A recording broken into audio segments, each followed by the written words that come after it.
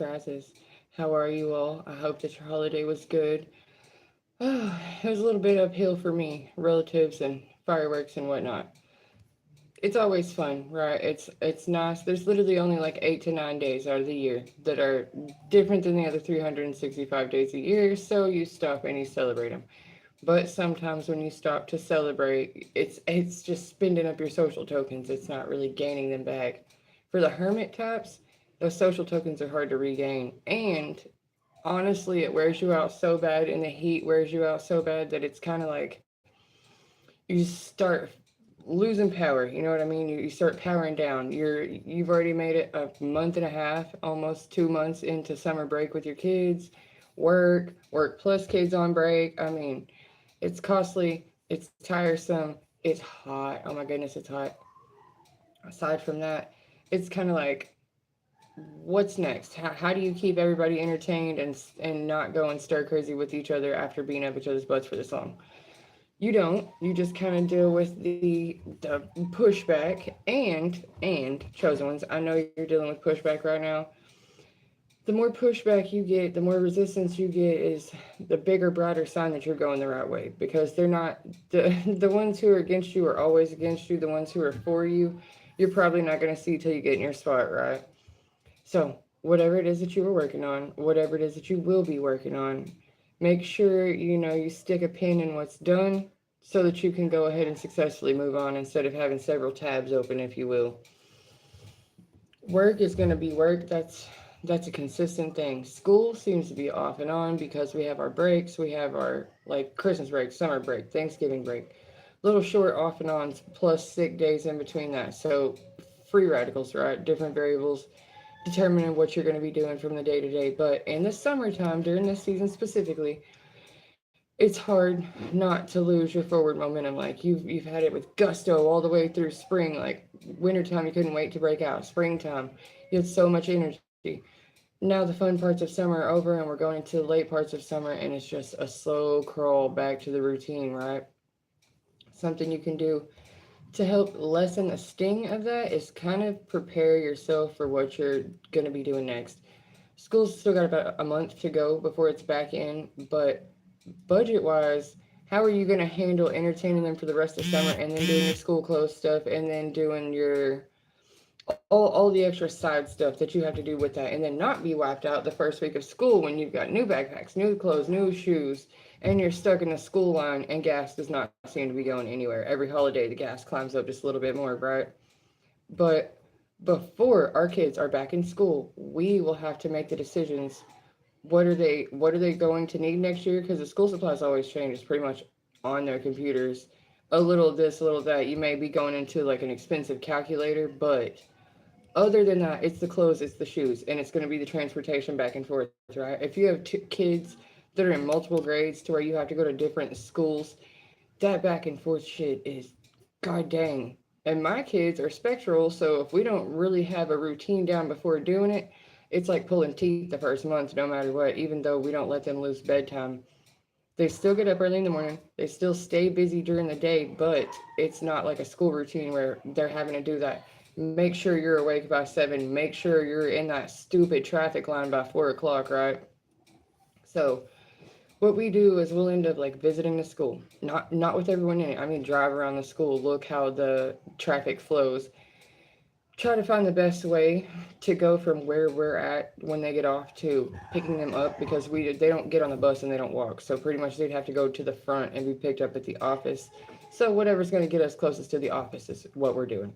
That's not the case for everyone. Your kid might be a bus rider. Your kid might drive their own car. You want to do a little bit of practice, like forward thinking about what you will be doing. Otherwise, it feels like a slam stop. Otherwise, it feels like it was go, go, go, go, go, or lounge, lounge, lounge, lounge. And then they're like cathartic when you try to get them started again. And really, due to the amount of money and energy that it requires to get them from summer back to school, you need a plan for that. You need a budget, because our shit's getting tighter and tighter, right, guys? Like I said, it's not like we're gonna have more money in our pocket by the time their school starts. We'll have to do something else.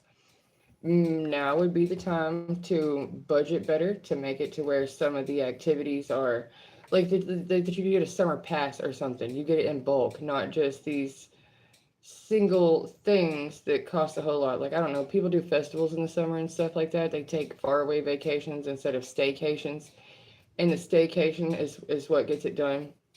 My concern is that people are going to try to travel for the end of the summer to pack in what they haven't done yet, and then it's just going to be a damn gridlock. We're just going to be stuck in that traffic trying to do the last few things: go to the beach, go to the pool, have the birthday parties.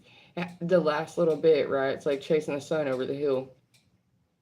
I used to love summertime. Just I stay cold, so summertime was the only time I could really like, oh, just get out there and let the sun be on my skin. Not so much now. The UVs are so high, about 30 minutes is all we can do in direct sunlight. So that's not as fun. Gardening, those a lot of those plants that have been put in earlier in the spring, they've bloomed, the heat's getting to them, they're dying. It's just time to rearrange things. The season changes when you least expect it, right? You're so busy doing A, B, and C that you don't actually notice the gradual to sudden change of the season. And that's why everyone loves fall, because by the time they finally catch back up to their self, it's fall, and that's their favorite part. Oh, it's football season, it's cook-off season, it's hi to you as well. You guys, thank you for joining me. I'm just semi venting, semi thinking out loud about the things that it's going to require to go back into the good old fashioned routine, right? We already have a lot during the year, but the summer break makes it to where you have to do an offset and then go back to that. I don't know about you folks, but I took some jobs last year that I'm definitely not going to go back to. Not my cup of tea. And the tide is shifting. Some of y'all decided probably last year that your kids are going to be homeschooled this year, that we're not doing the school thing again. That's a good idea, and I'm not knocking anyone who's thinking of doing homeschool. If you have the time to do this, this is the way to go. It's the way to go because your kid is, especially if they're experiencing bullying, or they're being not even bullying, they're constantly getting in trouble, like it's disciplinary stuff all the time, or they're getting left behind grades wise, or they're struggling. So K through 12 is a thing where you can do at your own pace learning, and that your own pace learning makes it to where your kid can do assignments, on a 4-hour track, and then on this 4-hour track, where say they're not doing too good at math, there's like built-in tutors, right? And there's software to make it to where it's like grading the kids' work as they go. And then there's these other programs that go to that to where say they're super bad at math. Whatever their grade is, they go into this program, and then this program maps them as they go, and they start out at like 1 plus 1, and then 1 plus 2, and it'll just build up from there based on how well they interact with it. It doesn't push past what they know because it's only grading on what they know how to do. We used that program for quite a while, and it was excellent. There was a lot of help in it. It also has a built-in screener for dyslexia and things like autism, things that just take absolutely forever to get picked up through at a public school, especially stuff like dyslexia, learning disabilities, needing individualized learning plans, things like uh, reversion. Like, they're really good, say they're very good at English, but there's just certain parts they're not good at. Well, the software itself will pick up on that, and it'll just offer you some like worksheet side tutor. It's all free. You don't have to pay for it. They basically send a school to your house, a whole home office in a box, mailed to your house. When you're done with it, you send it back. The cool part is your kids have a whole lot more access to learning than they do in the public school. First off, the information is far more updated because it's digital. They're not sharing old books. Second off, they send labs to your house. So they send the science lab, they send the reading labs, they send music, instruments, and books. There's so many more tools offered to you on an individual level for homeschool than there is for public school. I had a very hard time with public school last year. We're going to try one more version of it, and if that's not the thing, then that's not the thing, because I'm more interested in them learning than being able to socialize, and socializing is great. But where we were, the herd mentality was, well, let the crowd push them out. Let the other kids bully them out of wanting to be here. My kids went from being very confident, very assertive in their learning style to just feeling sick, crying in the morning, just refusing to go, dark circles under the eyes, just talking about bullying a lot. It was not good. And when we talked to the administrative, we talked to principals and stuff like that, they pretty much told us they were doing it to themselves. And I don't know what kind of nut job works in a school and says those kids were bullying themselves, but we did have some real problems with them not doing that school again. That's neither here nor there. The shit stresses me out because I live in a certain school district where it's like I will have to apply and give reasons to why I don't want to go to this again, which will be a whole thing. But whatever, it's already documented. Moving on from that, when we go back into work, I hate to say this, but the reason we're all struggling financially at this time in one way or the other is because when you don't have the popular vote with people anymore and they're not just doing it because you say so, they're not just following blindly, you have to get a little more insistent. And so when that insistence didn't quite work, the one way to guarantee control people is through food. You cut off their food supply, you lessen their food supply, you keep them weak. They work harder, they are more tired. The more tired they are and the more hungry they are, the more sick they get. So, yes, sick, hungry, and tired people are very compliant. You don't have to push very hard. Anything that's suggested that would make it slightly easier on them, they're going to agree to. So, don't rest on your morals right now, okay? Don't sell yourself for shit that you absolutely could not live with after agreeing to just because you need to eat.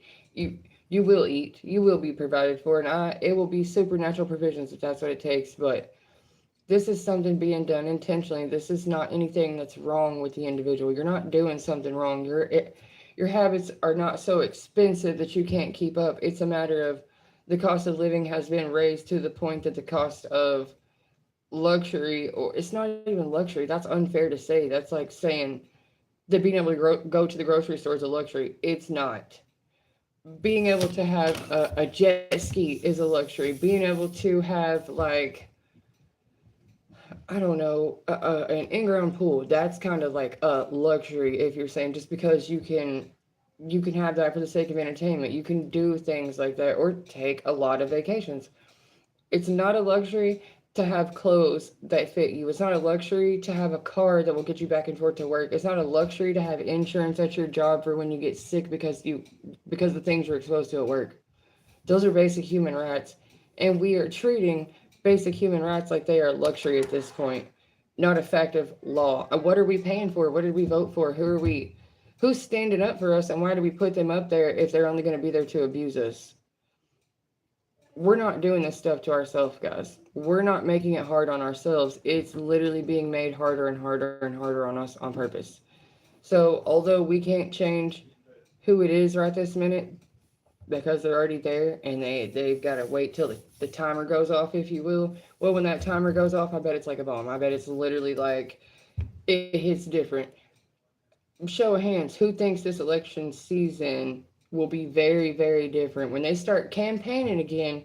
Oh man, we're gonna see stuff we've never seen before, stuff we didn't even know they're allowed to say or do because it's a mud flinging contest and they're all very guilty of certain things they don't want to be seen for. So it's a rat race to see who could get more dirt on the other one, just to kind of avoid that spotlight themselves. So some of the shit that is picking up right now is still just sleight of hand, look over here, not over here. But all the sleight of hand is making our everyday living worse. So it doesn't matter if we see exactly how it's done or not, we feel the effects of it, right? So we can only be in this pressure cooker for so long before we become explosive, before we do something to push back, because you can only put everyone in a pressurized cabin until literally it becomes explosive. And I know for a fact that in our everyday life, what we're seeing is more and more people look like they're having a crash out, a meltdown, or whatever. No, they're not. They just can't take it. They've just lost everything and they don't have anything else to rely on. I'm seeing people who are way up on the scale of middle class suddenly be dropped down to poverty level. And it just makes no sense. They're clearing out the middle section. The poverty line was already baseline. You can't get lower than that. So when you start knocking out the middle class, what the hell is anybody leaning on? How is the top tier has no one to sit on? They just end up crushing the bottom, and the bottom is like, we don't support this. I mean, you don't do anything for us. So although things do seem to be caving in on themselves, you do have to maintain your own household, try to tend your own garden, if you will. And by that, I mean, prepare for things to get a little tighter because people obviously need to get a little bit madder before we do something about it. I mean, we're passive aggressively compliant at this point. Like, well, it'll end eventually, and if we just all get through it, and I mean, if we just find a way to escape what? Reality? Escape the fact that this person really tricked us, bought us, whatever. Gave us money last time after being the one to cause us to be broke. Blamed it on someone else, pinned the tail on the donkey to that person for the next 4 years, and when they were out of the way, got in here and started doing the most. Just to show, look, I tricked you all. Well, a lot of people would rather say a lie than say that they were tricked. They would rather say everything he's doing is okay and it's good for us than to say, damn, he tricked us. It's what, we're dumb? No, again, we're still not doing it to ourselves. So, tricked or not, again, suffering the side effects of this, we still will have to do something. It's not about the blame game anymore. It's not about the buck passing anymore. It's about how the fuck do we clean this up? What are we actually going to do to save ourselves? Because, like, no one's coming in from somewhere else to rescue us. We're the people that go do that somewhere else. From an individual level to broad scale, it starts with us, and there are clearly some people who are not just going to lay down and take it because nobody has shut up about it, and that's why they're taking it out on us. So, we do have to push back, we do have to be resilient, and we do have to have a regime change. Otherwise, this will go on to the very bitter end. But the good news is all things end eventually, right? All things end eventually. So even this reign of terror will end eventually, and it'll be about our actions and our unification in the fact that you're not going to do this to us. This is not going to go on forever, and it's not your legacy or your God given right to do this. Nor were we born to suffer. There's not honoring and suffer. It, the only thing you gain through suffering is suffering. And yes, you may get knowledge. You may be a martyr. But what's the point of being a martyr? What's the point of putting your head up to get it chopped off if the point's still not going to be made? The only point that was made is that you're remembered as the person who lost your life for that cause. It doesn't need to be a person losing their life for a cause. It needs to be a whole group banding together to keep people from losing their lives. To everyday cruelty, to crimes against humanity, to exhaustion, to negligence, to gross mismanagement. Something has to be done, and someone has to say it, and a lot of people are saying a lot of shit right now because a lot of things are being debunked. And at this point, the few who are putting their head up, it's because they've already been attacked, and the only way really to protect themselves is to stay visible, right? And then for the others, it's like, I've said enough. I have to quieten down now. It will be a ripple effect. There will be the first wave, the second wave, the third wave, until finally enough goes through to where change is made, right? What are we leaving for our kids? What are we using right now, and what do we have to offer them? It's not looking too good. There was a lot of potential here, but we're going to have to get over the heartbreak of what was possible versus what is actually going on, where those two things need to be balanced out. What we would like to see happen versus what is actually going on. Instead of talking about emotional regulation on my next video series, I'm going to just talk about the body. I'm just going to talk about the way we function in the material world, how we interact with our own outer world individually, and then how we manage ourselves individually. Until then, guys, I love you. I've got to get out of here. Kids got to be put to bed and routines got to be stuck to. It is time to create your routine and then start sticking to it, because I promise you, wait until the last minute is not going to serve you any good. And just like any real asshole will tell you, a lack of preparing on your part does not equal an emergency on my part. And they will let you suffer, right? They'll let you take as long as it takes because they're just a person doing their job too. They're not here to save the world or get to as many as possible. They're just here to make a paycheck too. They're tired too. They're hungry too. They're sick too. Don't expect somebody to be more gung-ho for it than you. If we're all low in energy and we're all tired and we're all pushing uphill, then don't expect anybody else to carry it for you. Try to be motivational when you look to the left and you look to the right. If there's no one, then it's you who's got to do it. If there's someone, be thankful. Be thankful you have a teammate. Be thankful that somebody else saw a reason and value in trying to change things also. There's a select few, and the ones who make real changes usually have to stay hidden until it's finished, right? But in the meantime, It's good to give each other pep talks. It's good to remember you're not the only one out here thinking, what the fuck is going on? Thank you for joining me. I'll see you next time. The video series coming up is going to be you versus the world. Until then, I love you.